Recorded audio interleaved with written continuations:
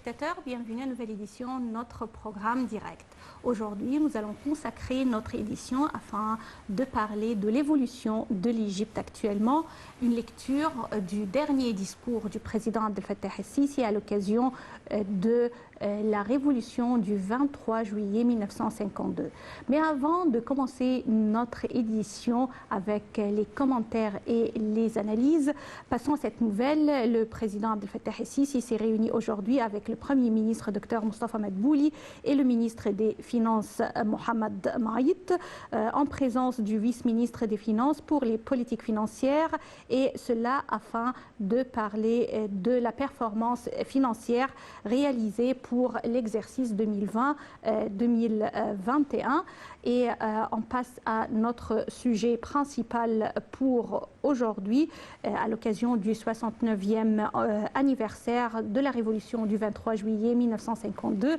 Le président Abdel Fattah el-Sisi a prononcé une allocution félicitant le peuple égyptien à cette occasion glorieuse, et retour sur le mot et les circonstances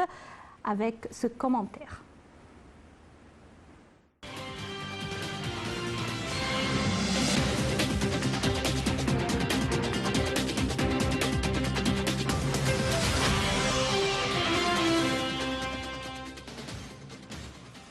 Le 23 juillet fait revivre dans nos âmes les sentiments de fierté et de dignité pour la grande victoire des Égyptiens qui ont repris le pouvoir dans leur pays après une lutte acharnée, a déclaré le président Abdel Fattah el-Sisi dans une allocution prononcée vendredi à l'occasion du 69e anniversaire de la révolution du 23 juillet 1952. Cette glorieuse révolution, a poursuivi le président, a réussi à changer la réalité de la vie en Égypte. Elle a pu opérer des changements radicaux dans tous les domaines pour mettre notre pays sur la carte politique du monde, en entamant un nouveau processus de l'action nationale et en opérant des transformations qualitatives sur les plans politiques, économiques et sociaux.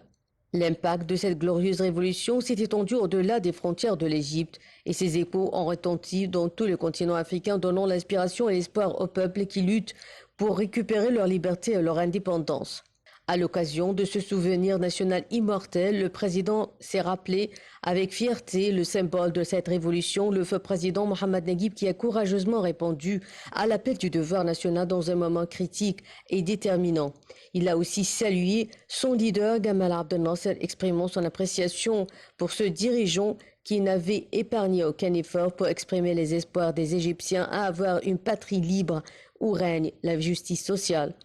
Ce qui confirme, selon le président el-Sisi, que l'Égypte était riche par ses fils fidèles qui remettent d'une génération à l'autre le drapeau national hissé très haut à jamais grâce à la détermination et l'authenticité de son grand peuple. Le président a fait savoir qu'avec le temps, la nature des défis auxquels notre pays est confronté avait changé. Depuis la révolution de juillet, passant par les guerres défendant les causes de nos frères, ainsi que la récupération de la terre et la réalisation de la paix jusqu'aux défis contemporains, notamment face au terrorisme que les forces armées et la police ont réussi à assiéger et à affaiblir son pouvoir. Le peuple égyptien a toujours été à la hauteur de ses grandes responsabilités en tenant aux valeurs d'appartenance et de fidélité à la patrie. Quant au défi actuel qui s'avère crucial, il consiste à changer la réalité de la vie en Égypte sous toutes ses formes par le travail sérieux afin de réaliser un développement global basé sur une planification minutieuse dans le cadre d'une vision et d'une stratégie nationale dont l'objectif principal est de construire un pays fort et avancé dans tous les domaines. Cette vision a commencé avec la mise en œuvre d'un programme national de réforme économique et sociale globale qui prend en compte les catégories de faibles revenus